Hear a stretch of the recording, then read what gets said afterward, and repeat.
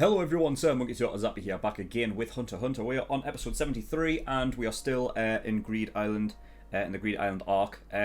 Although somebody who's not there right now is Sezgera and also Genthru as well, because he followed them out. They are still well, I think we've probably come to the end of the sort of cat and mouse game that they were playing. By using all of their company cards and all that. They got down to only having the leave cards, so basically that was the only way they could get away. But yeah, they were basically making time for Gon and Killua to come up with a plan over the course of 3 weeks or whatever it is. And I think they still have 5 days left for the 3 weeks, right? So that would have to mean that Sezgera is still going to have to keep them there for 5 days. And I don't know how possible that really is, because at this point now it's not like they have any magic that's going to be able to get them away from any danger. They're at a point now where they're going to have to stand off with each other for that long. Because if they don't, then Sezgera doesn't get the lucky Alexandrite card that he wants. And yeah, I'm thinking that Sezgera's kind of playing Gon and Killua as well. He's helping them out in this venture to get rid of Genthru, but I think at the end he still wants to get all the cards and win the game himself. So yeah, we'll just have to see what happens, because they're going to have to go up against Nen with each other. And we also were told that Kalato, Killua's brother, is now a troop member, a phantom troop member, and taking the place of Hisoka. So now he's number 4. And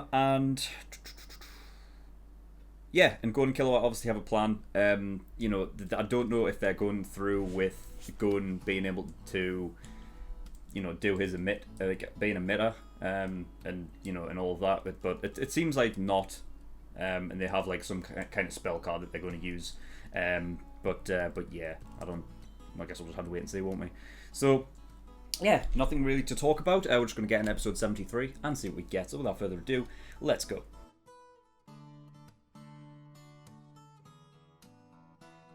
Okay, episode 73. Just when you think that Killua couldn't get any more fucking awesome, and now he's got these fucking yo-yos made of super alloy, so they pack a punch that Killua really couldn't pull off at that point. That was fantastic. I love this tree maneuver thing as well, because obviously, in order for it to come round with any, to the back of his head with any real velocity, you would have had to obviously use the tree to wrap around so that it comes back to itself. Great move. And the music. Where the fuck has this music been all this time? I feel like in the past few episodes, the soundtrack's just gone up a level. Fantastic. I love it. Because music makes everything 10 times better. If you've got a good soundtrack in there, it's so good. So not only Killua is getting more awesome, but Bisky as well. I can't believe it. Is it any wonder? It's no wonder she keeps in lolly form, and our fucking special weapon is that fucking that masseuse lady. Because she doesn't like it. She doesn't like our true form. It's not cute. Everyone was expecting at this point that she was that the reason why she hides her age is because she might look old. That's what we were led to believe. But no, it wasn't that at all. It's just that she's incredibly muscular. I don't think she's probably the most muscular fucking person we've seen in the show so far. And it's Bisky. Fuck. Dude, she destroyed that guy's face. His his nose was flat from that. Damn. So yeah, it's fuck. I mean, I think it was fairly obvious that Genthru was obviously going to be the most powerful one out of the 3. I mean, but Bisky and Killua didn't have any trouble at all dealing with these 2 pests. I don't know what the plan is to lure them into a... I did say, is it a case of Killua and Bisky taking care of those 2 and then come back for a 3-on-1 situation? But, I don't know.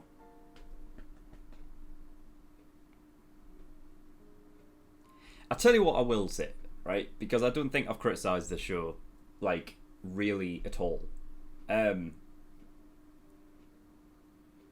And I'm not, to be honest, I'm not even sure if it's a criticism. It's just I feel weird about it. I feel weird about the fact that Genthru is so dangerous.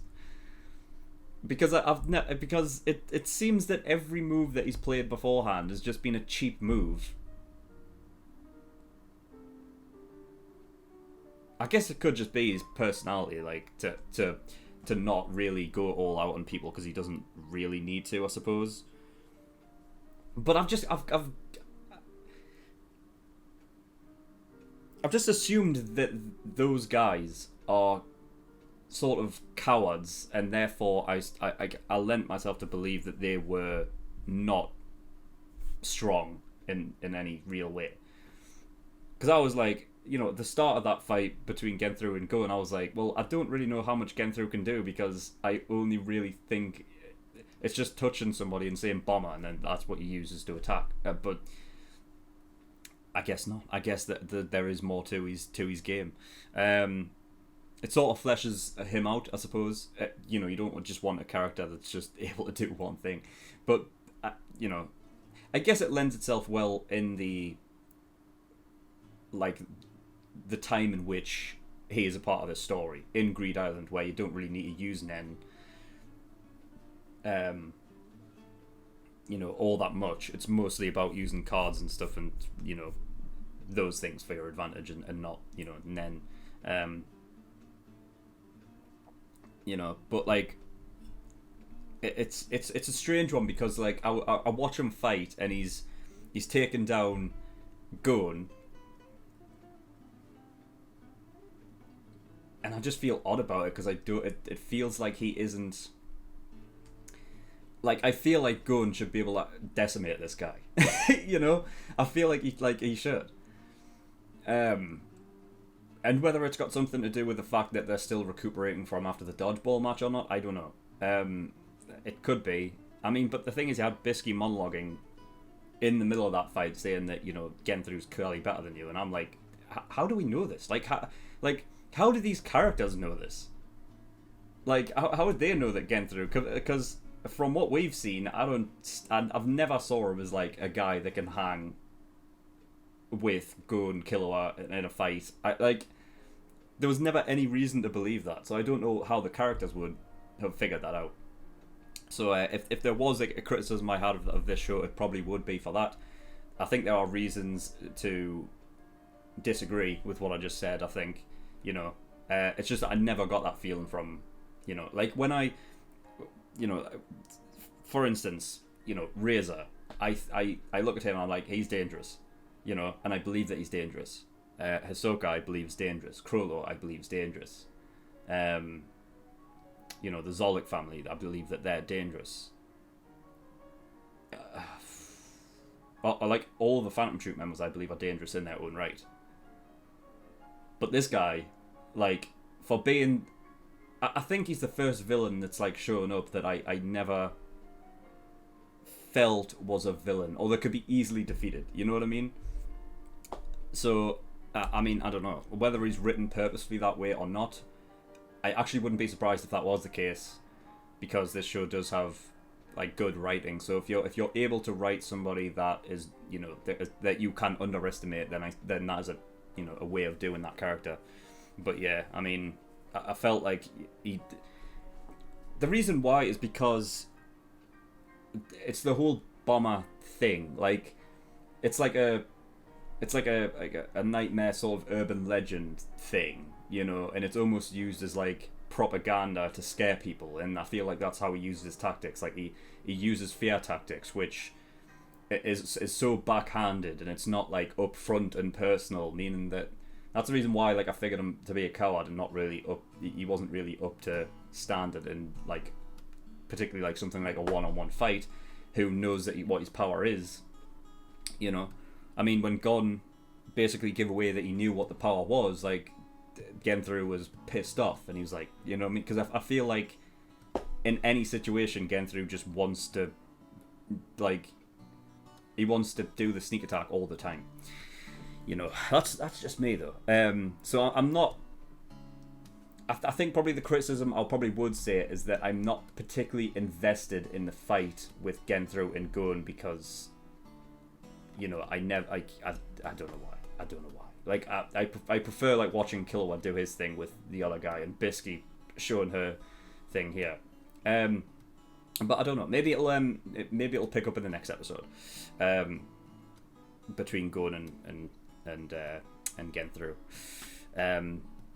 But we'll see. I mean, it's still, like, even if I'm not, like, totally invested in, like, the sort of character fight between them, I can still appreciate the, like, the animation and stuff like that. And when, you can get hyped about a fight between two characters that you don't know about. So, still got its good points.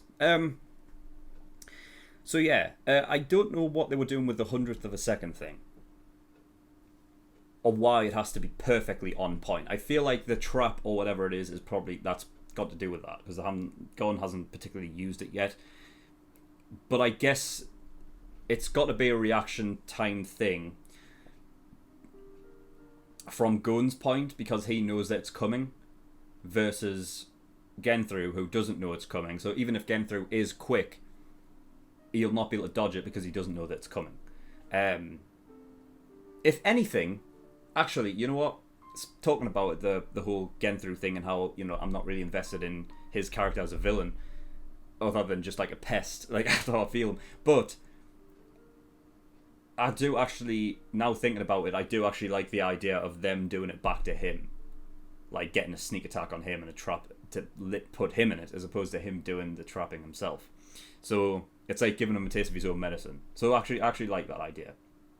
But it doesn't matter, because Gon's doing this. Oh God, I know that Gon's supposed to be this way, and he's supposed to be like, he doesn't like Gon doesn't like being backhanded, so he wants to, basically push him to fucking use his power because of a whole selfish sort of desire within Gon himself to know that he's getting better, and he uses it as like a way to understand how much progress he's made, and for fuck's sake, God damn it.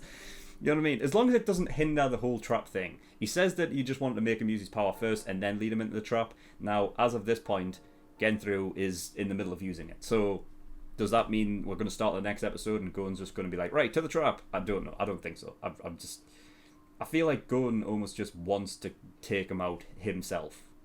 Just to prove something to himself, because he has this way. God damn it, Gon. So, yeah, I'm fucking hell. I almost speak every episode about the pace of the show, but fuck. Like, it says Gerard left 10 days ago. I thought there was something like 5 days. Because wasn't like in episode 72 or something, Bisky was like, oh, we've only got 5 days left. So I don't know. I guess they were waiting out, like, was it 5 days till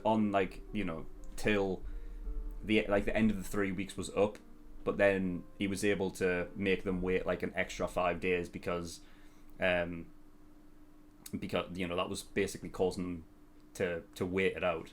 So yeah, I mean that was says Gerard's plan from the beginning. Then that's how he was quite certain and sure that he was able to keep them at bay for that long, was because he knew, or he figured, that they would just camp the fucking spawn site so that they couldn't get back in, and that there's a 10-day delay or a 10-day sort of time period in which, if you don't enter back in, then you lose all your shit. So yeah, interesting. Okay. It's going to be interesting if it says Gerard himself wants to come back in, and like if he does, like afterwards, if Gareno actually gives them the cards back, if that's what the plan was. It'll be interesting if Gareno was like, you know what? No, I've got all this now. I don't need to. So we'll see how that plays out afterwards. And then we've got like a little thing of Mr. Batterer, who was the reason why he gave up. Was because the only reason why he wanted to be part of this game and whatever was the person who wins gets to bring an item back out, right? And he wanted to have, obviously, the Breath of Archangel, which puts people who are in a state of, like, as long as they're not, it's not something that can bring someone back to life, but if they're sort of like in a bad way, then he can use that to sort of bring them back, and that's obviously what he was hoping. Yeah. Damn.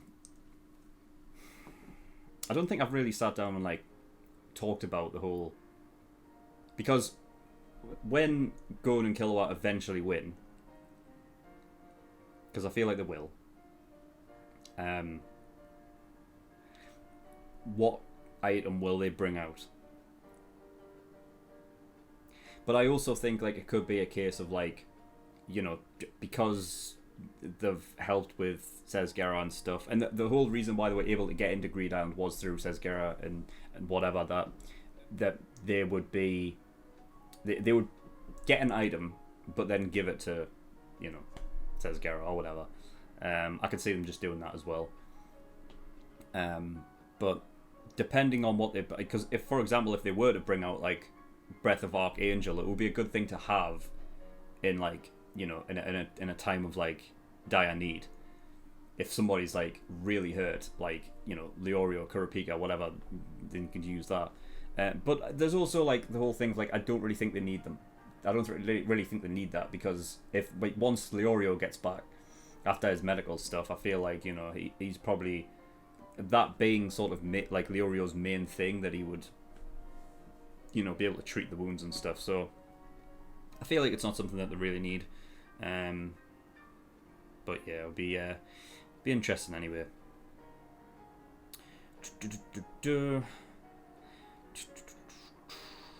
Yeah, so I don't think I've got anything else really. I mean, I wrote down like convincing them that they weren't prepared and stuff. Yeah, like luring them into a false sense of security.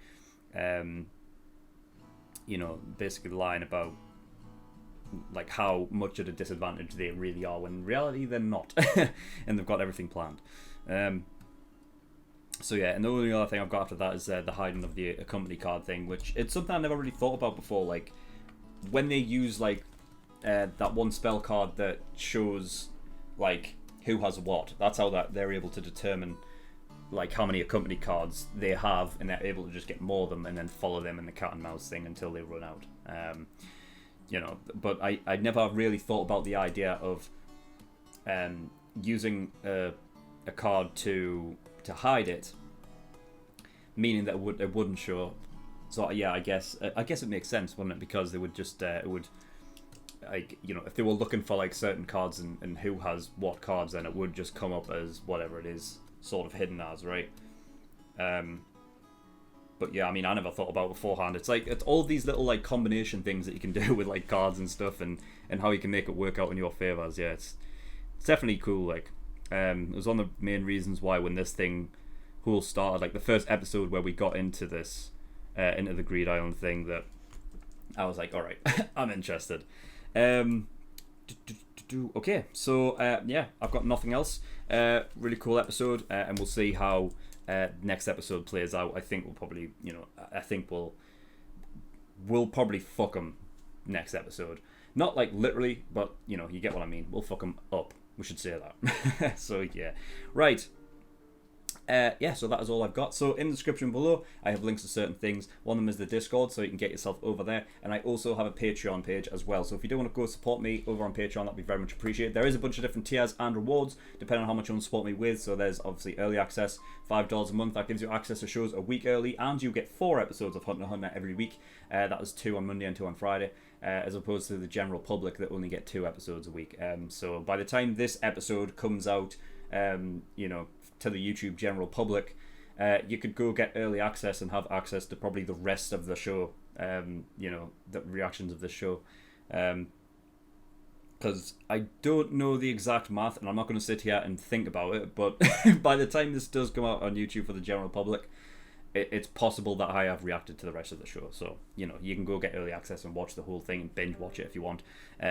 So yeah, that's that. There's also a full length tier there, so if you want to see things in full, of course Hunter x Hunter is in full as of right now, but other shows and stuff, you know, you'll need that to watch them in full. And then there's other tiers where you can pay a certain amount to have a specific show reacted to. So yeah, you can go have a look at those. But that's all I've got, so thank you for watching. I'll see you all next time. Bye bye.